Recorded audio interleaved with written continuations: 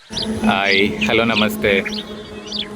ఇక్కడ వరి పొలాల్లో ఈ గడ్డి మోపులు మోస్తున్న వారిని చూస్తున్నాం కదా. ఈ గడ్డి మోపులు కాదండి, ఇవన్నీ కూడా కట్టేత అంటారు. వరి చేలు కోసిన తర్వాత ఆ పనలు ఆరిన తర్వాత ఆరినటువంటి పనులను ఇలా కుప్పలుగా వేస్తారు. వీటిని వరి కుప్పలు అంటారనమాట. ఈ వరి కుప్పలు ఇలా వేసిన తర్వాత మళ్ళీ పొలాలు దున్నేసి వాటిలో మినుములు, పెసలు ఇలాంటివి చల్లుతూ ఉంటారు. కొంతమంది అయితే దాల్వా టైంలో అయితే దాల్వా కూడా ఊడుస్తారు. కొన్నిసార్లు ఖరీఫ్ సీజన్ అయిన తర్వాత ఇలా కుప్పలు వేసి మళ్ళీ దాల్వా కూడా ఊడుస్తూ ఉంటారు. అసలు చూస్తున్నారు కదా ఎంత ఆహ్లాదకరంగా ఉందో ఈ వాతావరణం. వరి మనకి ప్రధానమైన ఆహార పంట. ఈ ప్రధానమైన ఆహార పంట పండించేటటువంటి ప్రాంతాల్లో పశ్చిమ గోదావరి, తూర్పు గోదావరి, కృష్ణా, గుంటూరు కొన్ని ప్రాంతాలు ఉంటాయి. మరి ముఖ్యంగా ఇక్కడ పశ్చిమ, తూర్పు గోదావరి జిల్లాల్లో అంటే ఉభయ గోదావరి జిల్లాల్లో ఎక్కువగా కనిపించేటటువంటి ఈ వాతావరణం మనకి చాలా ఆహ్లాదకరంగా కనిపిస్తుంది. చూస్తున్నారు కదా, ఇదంతా కూడా మిషన్ కోత కాదండి, వరిచేలు చేత్తో కోసినాం అనమాట. మిషన్ కోత అయితే మీకు తెలిసిందే కదా, మీకు ఇంతకుముందు ఉన్న వీడియోస్లో పెట్టాను. మిషన్తో వరిచేలు కోయడం వల్ల ఏమవుతుంది అంటే గడ్డంతా కూడా చిన్న చిన్న ముక్కలుగా పీసుల కింద అయిపోతుంది, చిన్న చిన్న ముక్కలుగా అయిపోతుంది. అలా ముక్కలుగా అయిపోయినటువంటి గడ్డిని మళ్ళీ తిరిగి కుప్పలు వేయటం కానీ పశువులకి వాడటానికి కానీ సరిగా పనిచేయదు. అలా పీస్ అయిపోయిన గడ్డివాములు వేయటానికి కుదరదండి. అలాంటి వాటిని ఏం చేస్తారంటే ఈ గడ్డి రోల్ చేసే మిషన్ కూడా మీకు నేను వీడియోలో పెట్టాను. ఆ రోల్ చేసే మిషన్ ద్వారా గడ్డిని రోల్ చేసి వాటిని నిల్వ చేస్తారనమాట. సో ఇలా అయితే కనుక మనకి రోల్ చేయాల్సినటువంటి అవసరం ఉండదు. ఈ కుప్పలు వేస్తున్నారు కదా, ఈ కుప్ప నూర్పుళ్ళు అంటారు. మీకు ఐడియా ఉందో లేదో, ఇక్కడ చూడండి, కనుచూపు మేర ఎక్కడ చూసినా సరే వరి కుప్పలు కనిపిస్తున్నాయి. ఇవ్వండి, ఇవన్నీ వరిచేలు కుప్పలే. ఇలా వరిచేలు కుప్పలుగా వేసి ఇలా ఉంచేస్తారు.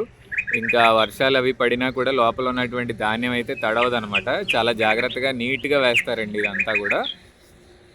చూడటానికి చాలా బాగుంది కదా. ఒకప్పుడు మేము కూడా ఇలా ఈ పొలాల్లో పనిచేసాము. చాలా అంటే చాలా బాగుంటుంది. ఇక్కడ అందరూ కలిసి మాట్లాడుకుంటూ, పాటలు పాడుకుంటూ, విషయాలన్నీ షేర్ చేసుకుంటూ ఇలా పనులు చేస్తూ ఉంటే చాలా అంటే చాలా ఆనందంగా ఉంటుంది. ఇక్కడ మనకు కనిపిస్తున్నటువంటి ఈ వరి కుప్ప అయితే చాలా పెద్దది. నాకు తెలిసి ఇది ఒక 2-3 ఎకరాలకు సరిపడా వరి పంటకు సంబంధించిన కుప్పలు అనుకుంటాను ఇవి. చూస్తున్నారు కదా, రైతు కూలీలు వాళ్ళు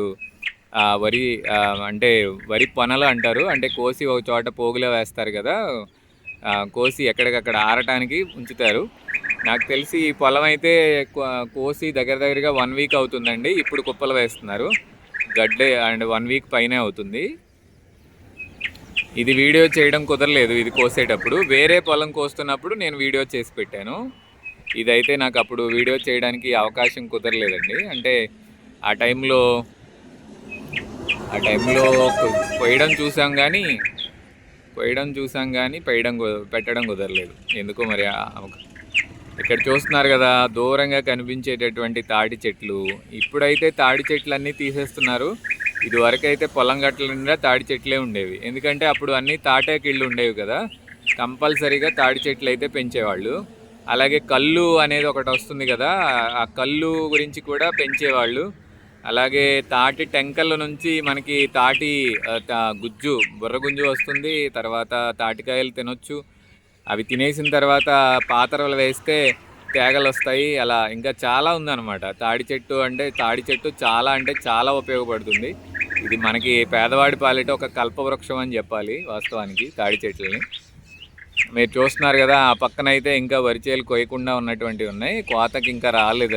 అది నాకు తెలిసి ఇంకొక 1 వీక్ అంతే. ఒక వారం 10 రోజుల్లో ఆ చేను కూడా కోసేస్తారు. చూడండి, ఇలా పనులు పట్టుకెళ్తున్నారు కదా, ఒక ఆయన తీసుకెళ్తున్నారు చూడండి. రైతు కూలీలు ఇలా చేస్తూ ఉంటారు. కొంతమంది అయితే అందరూ కలిసి ఒక పొలంలో పనిచేసి మళ్ళీ తిరిగి వాళ్ళంతా మళ్ళీ వేరే పొలంలో కూడా పనిచేస్తూ ఉంటారు. ఇలా పనిచేసినందుకు, ఇలా కుప్పలు వేస్తున్నందుకు, పనులు మోస్తున్నందుకు వీళ్ళకి 500 నుంచి 1000 రూపాయల వరకు కూలీ వస్తుంది. చాలా అంటే చాలా బాగుంది ఇలా చూస్తూ ఉంటే. ఇది మన యాక్చువల్గా మన ఎక్కువగా వరి పండించేటటువంటి ప్రాంతాల్లో ఈ కల్చర్ తెలియని వాళ్ళంటూ ఉండరు నాకు తెలిసి. ఈ కల్చర్ అయితే అందరికీ తెలియాలి. ఎందుకంటే ఇప్పుడున్నటువంటి రోజుల్లో పిల్లలకి ఈ కల్చర్ అనేది తెలియడం లేదు. కొన్ని కొన్ని చోట్ల రైస్ ప్లాంట్స్ ఎట్లా ఉంటాయంటే పుస్తకాల్లో చూసి చెప్తున్నారు తప్ప రైస్ ప్లాంటా అని అడుగుతున్నారు. దాన్ని వరి అంటారని కూడా సరిగా తెలియనటువంటి పరిస్థితులు కనిపిస్తున్నాయి. ఈ ఇంగ్లీష్ మీడియం అంటే టెక్నాలజీ మారుతుంది కదా, రకరకాల టెక్నాలజీ పెరుగుతున్న కొద్దీ తెలుగుకి దూరం అయిపోతున్నారు, తెలుగు సాంప్రదాయానికి కూడా దూరం అయిపోతున్నారు చాలామంది. ఒకవేళ ఇది ఫాలో అయినా అవ్వకపోయినా ఈ సాంప్రదాయాన్ని తెలుసుకోవడం చాలా ఉత్తమం, చాలా మంచిది, నేర్చుకోవాల్సింది. ఎందుకంటే ఈ తెలుగు సంస్కృతిని సాంప్రదాయాన్ని మనం కాపాడాల్సి ఉంది. అలాగే మనం తినే ఆహారం ఎలా వస్తుంది, దాన్ని ఎలా పండిస్తారు అనే విషయం కూడా పిల్లలందరికీ తెలియాలి. అలా తెలిసినప్పుడే రైతు ఎంత కష్టపడుతున్నాడు అనే విషయం తెలుస్తుంది. ఎందుకంటే పిల్లలకి ఎక్కువగా తెలిసింది ఇంజనీర్సు, సాఫ్ట్వేర్సు, ఇంకా ఏవో రకరకాల ఉద్యోగాలకు సంబంధించిన వాళ్ళే ఎక్కువగా తెలుస్తున్నారు ఈ మధ్యకాలంలో, సిటీస్లో అయితే, పల్లెటూర్లలో కాదు. సో వాళ్ళే బాగా కష్టపడతారు, పనిచేస్తారు, అంటే ఉద్దస్తమాటు ఆఫీసుల్లో డ్యూటీలు చేస్తారు అనుకుంటారు. కానీ రైతు ఎంత కష్టపడుతున్నాడో తెలియాలి అంటే, రైతును గౌరవించాలి అని అంటే, పండించే ఆహారం ఏ విధంగా పండిస్తున్నారు, దాని వెనకాల ఎంత కష్టం ఉంటుంది, ఎలా చేస్తే వాళ్ళు ఈ పంటల్ని చేతికి వస్తున్నాయి, ఎలా చేస్తే ఇవన్నీ మనకి వస్తున్నాయి అనే విషయాన్ని మనం పిల్లలకి చెప్పినట్లయితే ఖచ్చితంగా వచ్చే తరాలు అంటే భావితరాల వాళ్ళందరికీ కూడా ఈ విషయాలు తెలియాలండి. తెలియడం వల్లే మన సంస్కృతిని కాపాడుతారు, మన సాంప్రదాయాన్ని కాపాడుతారు, అలాగే రైతుని గౌరవిస్తారు. రియల్ ఎస్టేట్కు ఉన్నటువంటి విలువ ఇప్పుడు వ్యవసాయం చేయడానికి లేకుండా పోయింది. ఎందుకంటే రియల్ ఎస్టేట్ చేసే వాళ్ళ పిల్లలకి పెళ్ళిళ్ళు అవుతున్నాయి, కానీ వ్యవసాయాలు చేసే పిల్లలకి పెళ్ళిళ్ళు అవ్వట్లేదు. ఇది నిజం. మీరు అంటే ఈ వీడియో చూస్తున్న వాళ్ళు చాలామంది ఇది అంత అబద్ధం అని ట్రాష్ అనుకోవచ్చేమో, ఇదైతే పక్కాగా నిజమండి. వ్యవసాయం చేసే వాళ్ళు అనగానే చాలామంది చిన్న చూపు చూస్తున్నారు. వ్యవసాయమా, ఏదైనా ఉద్యోగం ఉంటే అమ్మాయిని ఇస్తామంటున్నారు. అలాంటి పరిస్థితి అనమాట. ఏమండి, ఎన్ని ఉద్యోగాలు ఉంటే ఒక ఎకరం పొలం కొనగలరు చెప్పండి? ఎకరం 50 లక్షల రూపాయలు విలువ చేసే పొలాలు ఉన్నాయి పల్లెటూర్లలో. 5-10 ఎకరాలు ఉన్న వ్యక్తి కంటే 30,000 రూపాయలు జీతం వచ్చేవాడే ఎక్కువైపోయాడు ఇప్పుడు అందరికీ. అవునా? వాస్తవానికి అది కాదండి, జనరల్గా చెప్తున్నాను అంతే.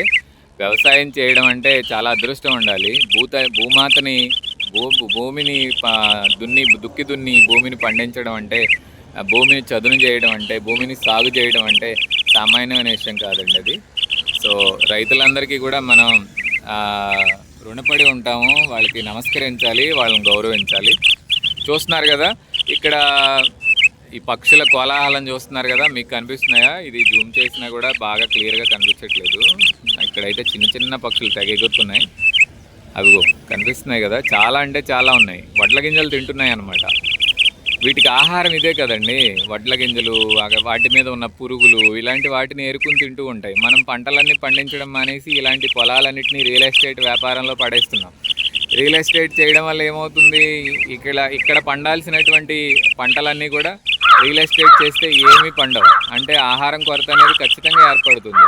అప్పుడు కిలో బియ్యం ఇప్పుడు 40-50 రూపాయలు ఉన్నది కాస్త 100 రూపాయలు అవుతుంది. మన ఆదాయం పెరగదు, కానీ మన ఖర్చు అయితే విపరీతంగా పెరుగుతుంది. మనం రేట్లు పెరుగుతున్నాయని గొడవ చేస్తూ ఉంటాం కదా, రేట్లు పెరగడానికి ప్రధాన కారణం పండించేటటువంటి భూమి శాతం తగ్గడమే ఒక విధంగా చెప్పాలంటే. పర్యావరణానికి హితం చేసేటటువంటి ఇలాంటి కార్యక్రమాలు మీరు చూడండి. రైతులను ఎంకరేజ్ చేయండి. రైతుగా పుట్టడం చాలా గొప్ప. రైతే రాజు అన్నమాట అది నిజం. రైతే రాజు అండి. ఈ వరి కుప్పలన్నీ కూడా నాకు తెలిసి వీళ్ళు ఏదైనా పంట వేసిన తర్వాత కొంతకాలానికి, అంటే ఏదైనా మినుములు కానీ పెసలు కానీ ఇలాంటివి చల్లితే ఆల్రెడీ చల్లేసి ఉండాలి. మొన్న కోసేటప్పుడే చల్లారు ఇందులో, మరేమో మొక్కలు కనిపించట్లేదు. మొన్న వరి చేలు కోసేటప్పుడే మినుములు పెసలు చల్లేస్తారండి. మినుములు చల్లుతారు ఎక్కువగా మంది, పెసలు కూడా చల్లుతూ ఉంటారు. ఎందుకంటే వింటర్ సీజన్ అనేది వీటికి 1 మంత్ అయ్యేటప్పటికి డిసెంబర్ మంత్ వస్తుంది కదా, డిసెంబర్ మంత్ ఫ్లవరింగ్కి చాలా బాగుంటుంది.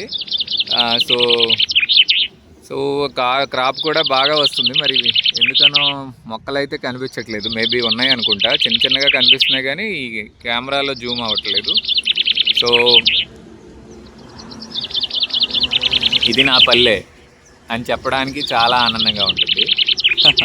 పల్లెటూరులో ఇంత ఆహ్లాదకరమైనటువంటి వాతావరణం, ఇంత అందమైనటువంటి వాతావరణం కనిపించడం నిజంగా చాలా అంటే చాలా గొప్పతనం. ఇలా పనిచేసే రైతన్నలందరికీ సాష్టాంగ నమస్కారం చేస్తున్నాం. వీళ్ళు ఇంకా గొప్పగా బ్రతకాలి, మంచి మంచి పంటలు పండించాలి, ఎక్కువ పంటలు పండించాలి, దేశానికి అన్నం పెట్టాలి. అన్నం పెట్టే రైతన్నలందరికీ నమస్కరిస్తున్నాను. చూస్తూనే ఉండండి నా ఛానల్ని. నేను మీ ద్వారకా శ్రీనివాస్. లైక్ చేయండి, షేర్ చేయండి, సబ్స్క్రైబ్ చేయండి. రోడ్డు పక్కన ఉన్నది ఇది వీడియో షూట్ చేశాను. డిస్టర్బెన్స్ అయితే వినిపిస్తూ ఉంటుంది. యాక్చువల్గా మ్యూట్లో చేసుంటే చాలా బాగుండేది, కానీ ఇలా అనుకోకుండా కనిపించింది, వీడియో షూట్ చేసేసాను.